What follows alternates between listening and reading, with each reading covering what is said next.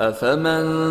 زين له سوء عمله فرآه حسنا فإن الله يضل من يشاء ويهدي من يشاء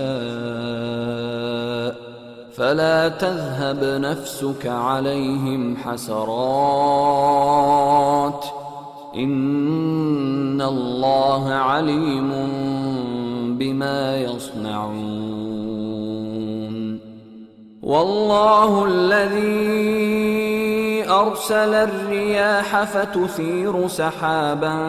فسقناه إلى بلد ميت فأحيينا به الأرض بعد موتها كذلك النشور من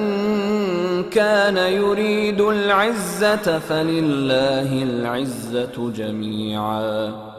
إليه يصعد الكلم الطيب والعمل الصالح يرفعه والذين يمكرون السيئات لهم عذاب شديد ومكر أولئك هو يبور والله خلقكم من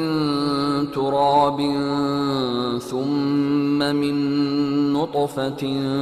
ثم جعلكم أزواجا وما تحمل من أنثى ولا تضع إلا بعلمه وما يعمر من معمر ولا ينقص من عمره إلا في كتاب إن ذلك على الله يسير وما يستوي البحران هذا عذب فرات سائغ شرابه وهذا ملح أجاج ومن كل تأكلون لحما طريا وتستخرجون حلية تلبسونها وترى الفلك فيه مواخر لتبتغوا من فضله ولعلكم تشكرون يولج الليل في النهار ويولج النهار في الليل وسخر الشمس والقمر كل يجري لأجل مسمى ذلكم الله ربكم له الملك والذين تدعون من دونه ما يملكون من قطمير إن تدعوهم لا يسمعوا دعاءكم ولو سمعوا ما استجابوا لكم ويوم القيامة يكفرون بشرككم ولا ينبئك مثل خبيर। भला जिस शख्स को उसके आमाले बद आरास्ता करके दिखाए जाएं और वो उनको उम्दा समझने लगे तो क्या वो नेकुकार आदमी जैसा हो सकता है? बेशक अल्लाह जिसको चाहता है गुमराह रहने देता है और जिसको चाहता है हिदायत देता है। तो इन लोगों पर अफसोस कर करके तुम्हारा दम न निकल जाए। ये जो कुछ करते हैं अल्लाह उससे वाकिफ है और अल्लाह ही तो है